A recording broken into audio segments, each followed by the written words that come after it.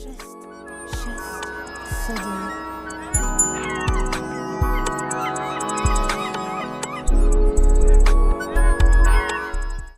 biggest ship in history.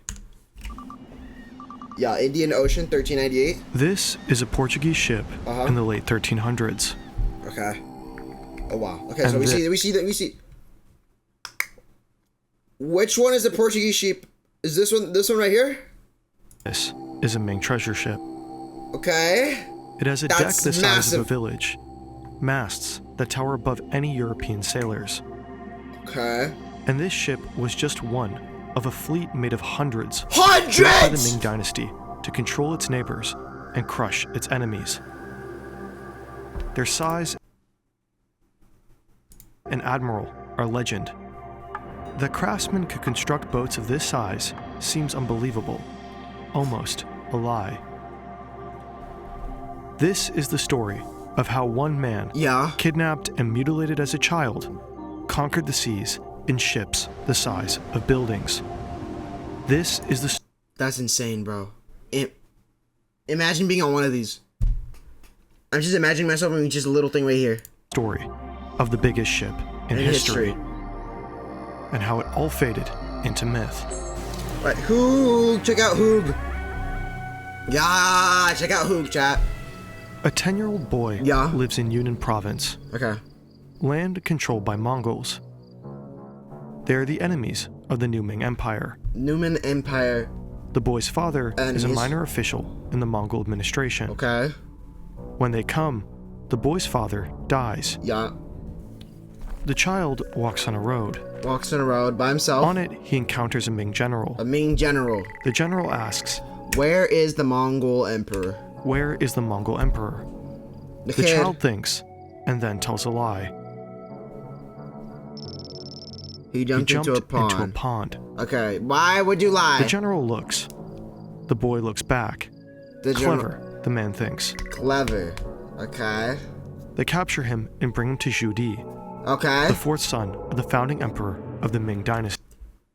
Fourth son of the founding emperor of the Ming dynasty. So the Ming is the Mongols, right? But first, the boy must be transformed. Before he can be brought close to power, he must be remade. Remade? What do you mean? The Ming Empire was built on eunuchs. Okay, what's that? Unlike other imperial Chinese dynasties, the Ming elevated castrated men beyond what any had known. They were seen as trustworthy. They could hold no bloodline, bear no sons. Taken from their homes, stripped of name and flesh alike, they had nothing but what was given to them by their emperor. Their devotion, supposedly absolute. But that's crazy. That's crazy. So that's how they gain control of the people. How the emperor has just full control of the people, his officers or whatever. Could move up. What they lost in mutilation, they gained in access to power. Yeah. They became the most educated men in China. Most were clerks, tax collectors, and administrators. Okay. But some directly advised the emperor. That's insane. That's insane. Imagine being the main man, the main person that advised the emperor. Just imagine how much power do you have. If they gained his trust, they could move even further. Yeah. Sometimes becoming more powerful than the emperors themselves. Yeah. Zhu Di is 21 years old when he meets the boy. Despite their age difference, they become close. The boy grows, but his bones do not fuse like others. Unable to produce testosterone, his limbs grow long and stretch. Oh, so he gets tall. While most Ming men stand 5'8", he's 6'5". He stands near 7 feet tall. 7 foot his tall. His waist rumored to be nearly as big as he was long. Wait, what? His waist rumored to be nearly as big as he was long. This becomes an asset. The early Ming period is unstable, with competing factions and a weak border. Yeah. The emperor and his family need defenders they can trust. So Ma He fights, first a soldier, then an officer, then Zhu Di's bodyguard. He's made a military commander in Zhu Di's army to fight the Mongols. Yeah. But his master craves more. So the Mongols, so the Fenin, or whatever that was called, was where that dude lived, and then the Ming took over that empire, and then now they're going to war against the Mongols. That's what I understood it as. Listen to me, subscribe. Hit the subscribe button. While you're at it, hit the like button. You gone this far in the video, you enjoyed the video. It's free to support me. Now let's get back to the video. In the early days of the Ming Empire, eunuchs were actually kept away from power. Judy's father, the founding emperor, warned against them. It's pretty weird. A man unable to sexually produce a family could still hunger for power. Yeah, that's true. That is true. He kept eunuchs few in number, kept them illiterate, and put them far away from the government. But his son was different. Different, okay. One day, his father told him a story. A man tended a fire. Okay. Every day he prodded the embers with a stick, blew on it, constantly making sure he never lost it. His family pleaded, "Please, come inside. The fire can start again tomorrow." But the man... But the thing is, if the fire goes out, this is the thing, if the fire goes out, they have to restart all over again. You have to keep on tending the fire so it continues to get greater. Right? Refused. He couldn't risk losing the flames. Exactly. He didn't eat with them, slept outside. He grew old, and his children resentful. But the man's fire roared. Yeah. His younger brother, however, was smarter. He let the fire die. At the end of the day, he gathered embers, put it in a box. He met with his family. His children loved him. Only sometimes he blew on the box. The next day, he returned to the ashes and took the embers out. Okay, what is this leading to? The man's fire roared. Many believe they must always be physically present to keep things running. With any desk, you can access your work, projects, and computers from anywhere. What is this leading to? Seamlessly and securely.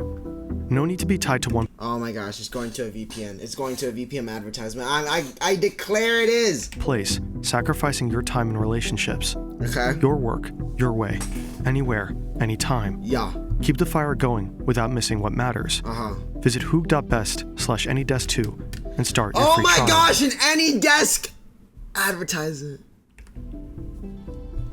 One day, his father told him a story. Wind blows the horse. That was actually a really good advertisement, though. You didn't even understand it until the last second. Horse's tail into 1,000 strands of threads.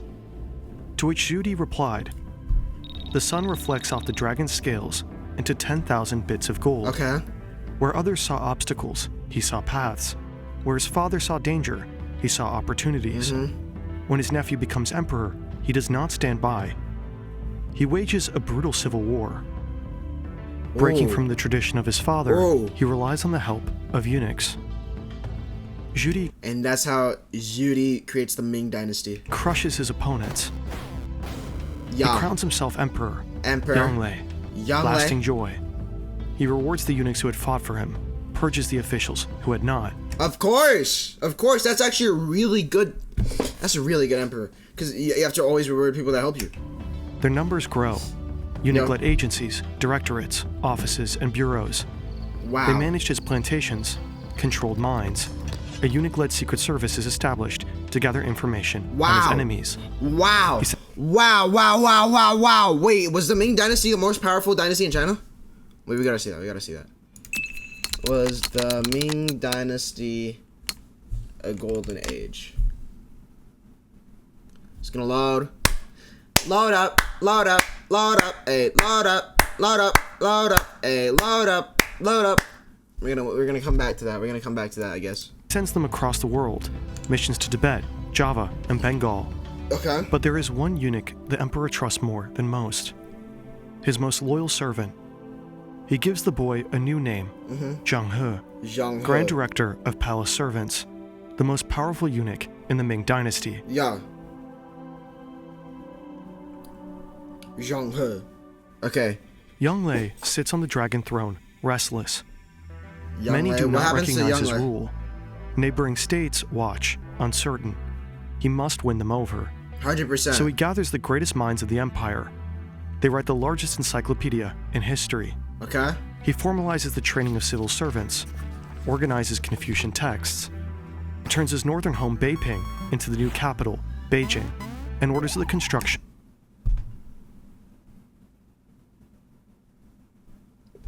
So he changes the capital to Beijing. He organized Confucian texts. Okay, so what I'm seeing is that he's reformatting the whole entire government to then win over the neighbors and become more powerful. Of a new palace. But this isn't enough. He needs more.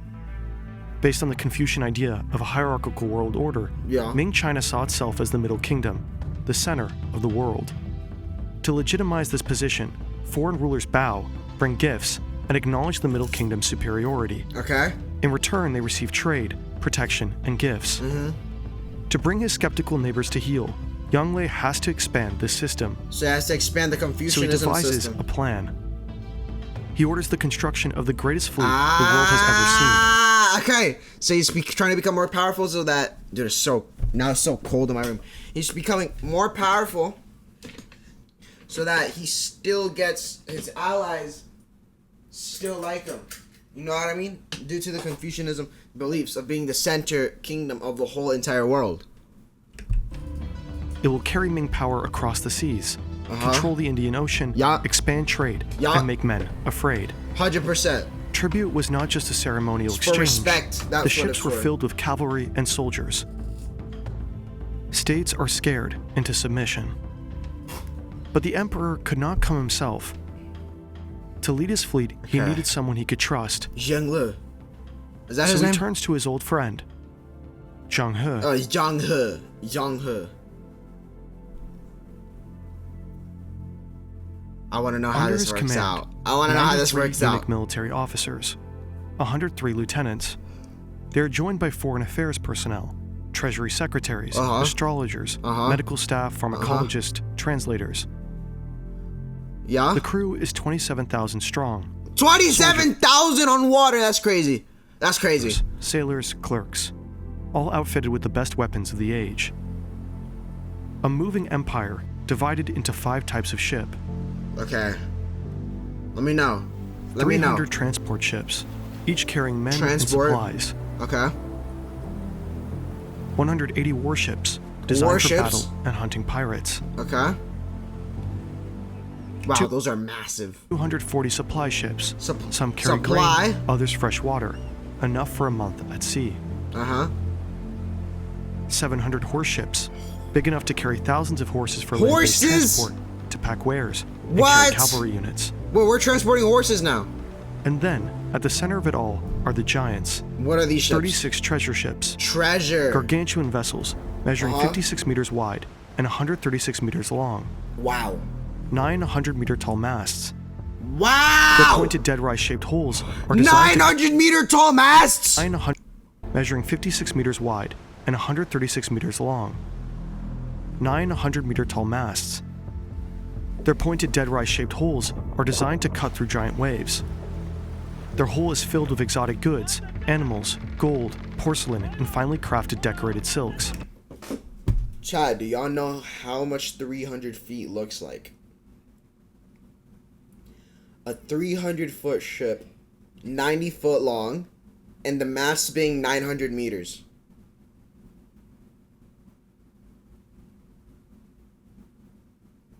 I mean 300 meters. That's crazy. That's crazy. Just let that sink in right now. 4 massive decks overhang the hull. The first and lowest deck are filled with rocks to provide ballast. Okay. The second deck is used as living quarters and storage by the sailors. The third has open space, the kitchens and the operation bridge. The fourth and final deck is the fighting platform, equipped with 24 cast bronze cannons. Wow. Their high prows and stern, combined with a keel on the bottom of the hull, ensure extra stability in high seas. Yeah. A balanced rudder can also be lowered and raised, acting like a secondary keel. Technology that was not introduced in Europe until the late 18th century. Oh, wow. No, they're geniuses now. Zhang He sails beyond India, stopping along modern-day Malaysia, Indonesia, and Sri Lanka. Okay. Such great distances are only made possible by the strong winds of the northeast monsoon. He protects trading routes by defeating the pirate captain, Chen Zui, who terrorized the Strait of Malacca. Zhang Li is crazy. He sails to Hormuz in modern-day Iran. Wow. Further still, to the eastern coast of Africa, to Kenya. Do y'all understand the capabilities to sail that much? It's insane! At each visit, he demonstrates the power of the Middle Kingdom. Everywhere he goes, he's met with gifts and the submission of rulers. He leads the Old World's waves. Wow. Military bases arrive on foreign shores.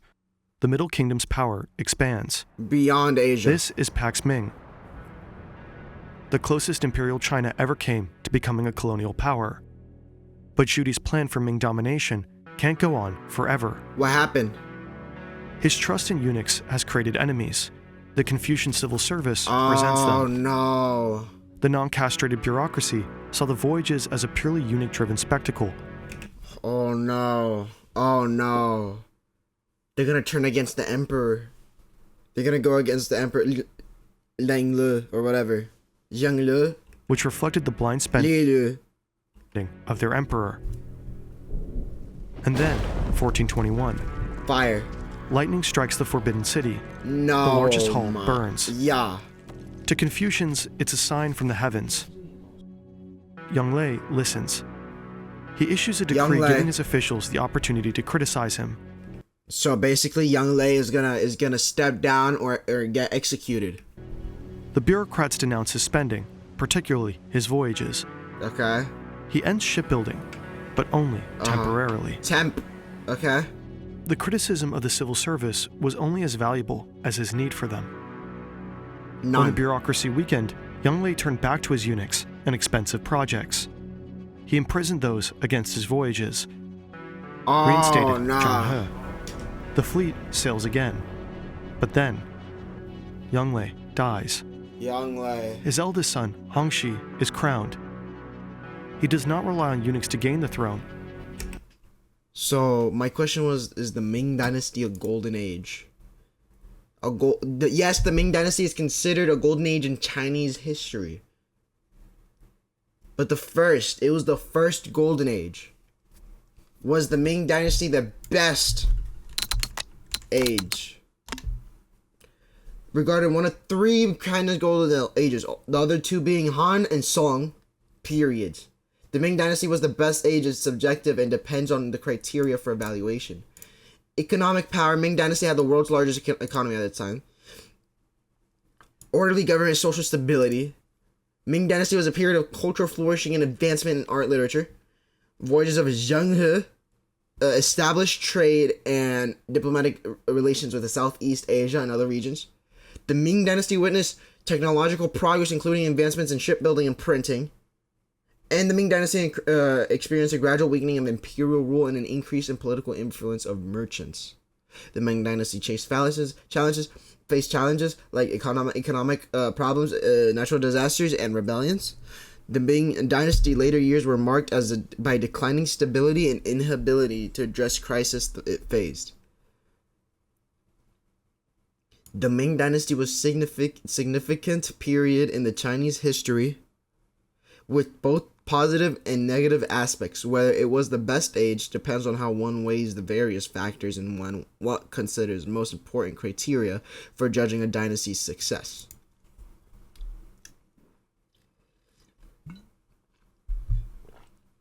Ming Dynasty was almost 300 years. Okay, why was the best? Okay, what was the best Chinese dynasty then? What was the best Chinese dynasty? The Tang Dynasty, okay. Also considered the golden age of Chinese, regarded as one of the most prosperous and successful periods in Chinese history. The period is known for its cultural achievements, economic development, and military strength, making it a high point in Chinese history. Culture and artistic flourishing. The Tang Dynasty is a flourishing of art, literature, and music, and many iconic Chinese artistic expressions emerging during this period. Strong military, cosmopolitan, how do you say this? Yo, oh my gosh, bro, yo, who. Siren! With the... Oh, I just spilled water everywhere. Siren with the follow! Yo, W Siren, bro! Thank you so much for the follow, bro. Follow. Wait, my chair. Yo, Siren, thank you for the follow. Maybe it was by accident, but I'm not care. Thank you for the follow, bro. Thank you so much for the follow. Wait, crap. Dude, my wire's stuck under my chair. Alright. Where are we at? The Tang Dynasty was also notable for being the rule of Empress Wu Zetian. Wu Zetian. The only female emperor in Chinese history who resigned for 20 years, who reigned for 20 years. While the Song dynasty was also cited as a significant period in Chinese history, particularly for its cultural and technological advancements. Yo, how are you doing, Siren? The Tang dynasty is widely regarded as being stronger overall impact in Chinese civilization to its military power and vast territorial reach. So it says the Tang dynasty, and by National Geographic being the best one. Where was I? Crap. Biggest ship in history. He relies on the civil service to retain it. How you doing, Siren? He declares the voyage is a waste of money. All future expeditions are banned. Okay. The fleet is dismantled. Oh, wow. Good. A little waiting on hungry. Why was there a link? Why is there a link? Why is there a link? Waiting on food. Okay, what food are you waiting for? What food are you waiting for? This is a Portuguese ship in the late 1300s. Oh my gosh, I just reset the whole thing!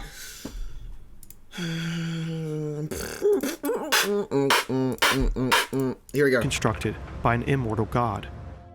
For centuries, oh my gosh. multiple timbers had to be joined. Oh my gosh, where was I? I lost it. Getting spaghetti tonight? That's nice. That's nice. Ow, ow, ow. What type of pasta with the spaghetti? China prepares for the What are my faves? Love pasta. Pasta is really good. I have to agree. Pasta is extremely good. 600th anniversary of Zheng He's first voyage. 600. A replica treasure ship is proposed. Replica. Are we being serious? But Professor Xin Juanu, a shipbuilding expert, has concerns. He knows the replica is structurally unsound. Yeah. All Chinese ships of the time had a long central spine, the dragon bone. So it's a singular piece of wood, so that means now it's not possible because there's not that many trees that are that big. Single timber running the ship's length. But no tree in China was ever tall enough to support a treasure ship of this size. What do you mean? Multiple timbers had to be joined. But Chinese joinery techniques were too weak during the Ming Dynasty. Okay. The ship would have snapped. So... The same for the masts. A mast made from multiple timbers would have been too weak to withstand the high winds of the So northeast how monsoon. was it work? How did it make it? For centuries, the fleet's size was accepted as fact. In historical records, the most comprehensive description of this huge fleet comes from a novel written by Liu Miaodong in 1597. Yeah. He describes a fleet of giants, noting the ship's size and their numbers. They were so large that they had to have been constructed by an immortal god. Like the height of the Uniculaban. So basically what it's trying to say is that it's not possible. They're saying it was not possible. It's possible that the author exaggerated the fleet in order to make the story more impressive. Could be, 200 years after the voyages. However, the Ming Dynasty also kept a meticulous record of official imperial activity. Okay. There are orders sent to the shipyards at Nanjing for the construction of a fleet of 249 vessels. It appears this is referring to the legendary fleet of Zheng He. Although still large, this is far from a fleet of 1,000 ships. Okay. Let me Strangely, know. though, those same records record 63 treasure ships, twice the number described by Liu Miaodong. Whoa. The rest of the fleet was likely composed of smaller ships, comparable in size to regular Chinese vessels of the time. Okay. Another Wait. So it's saying that it could have been all false. All false things. In the records, right? Is any mention of the wood required to build and maintain these ships. Yeah. The records contain detailed accounts of many trees felled to build Yonglai's capital at Beijing, but no mention of 6 million trees needed to build his fleet. This is the largest wooden sailing ship by volume ever built and confirmed to exist. Yeah. Built 450 years after the great treasure ships, it does not even come close to their massive volume. The longest and only wooden ship to ever match the supposed length of the treasure ships was the Wyoming. Yeah. But its great length caused it to sink, killing all aboard. So then how did it... 19th century shipbuilding couldn't keep such a long ship afloat. In Europe, it wouldn't be possible. So how was it made?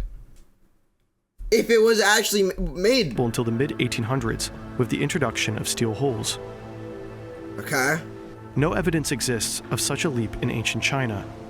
Qin and other scholars argue that the ships were likely half of their legendary size. But in 1957, near Nanjing, at the location of the Grand Treasure Shipyard No way. No way. Don't tell me they found one. Don't tell me they found a ship. of ancient China, a worker excavated a giant timber. It was 11 meters long and must have supported a rudder of immense size.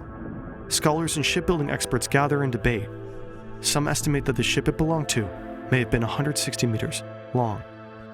Ayo, if you want to watch a video on the smallest emperor in history. That's insane. So it's basically saying people thought for the longest time that it didn't work at all, that it was impossible, and then it did. They found one of the rotors inside of where the treasure ships were built, which is insane. So that means trees had to be absolutely massive way back. Probably because they weren't cut down for thousands of years. For millions of years. That's why trees could have been massive. That like that thing was literally like, this is like a normal ship, like the longest that we could have made, and that thing was literally like this big, with ancient shipbuilding techniques. That is amazing.